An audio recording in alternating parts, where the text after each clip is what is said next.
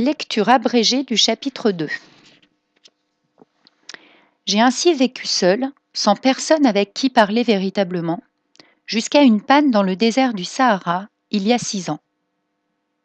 Quelque chose s'était cassé dans mon moteur, et comme je n'avais avec moi ni mécanicien ni passager, je me préparais à essayer de réussir tout seul une réparation difficile.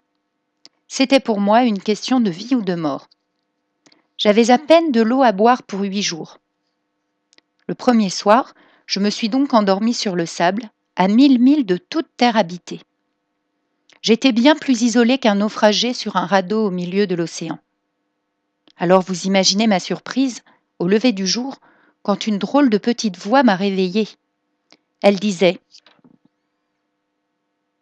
« S'il vous plaît, dessine-moi un mouton. »« Hein ?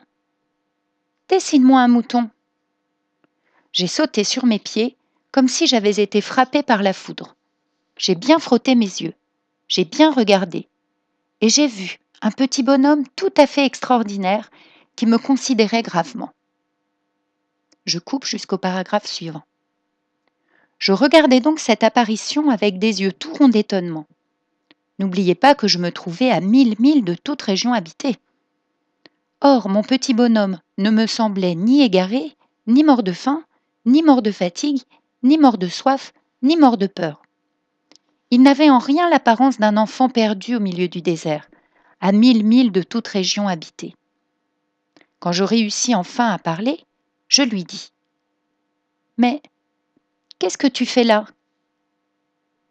Et il me répéta alors, tout doucement, comme une chose très sérieuse « S'il vous plaît, dessine-moi un mouton. » Quand le mystère est trop impressionnant, on n'ose pas désobéir.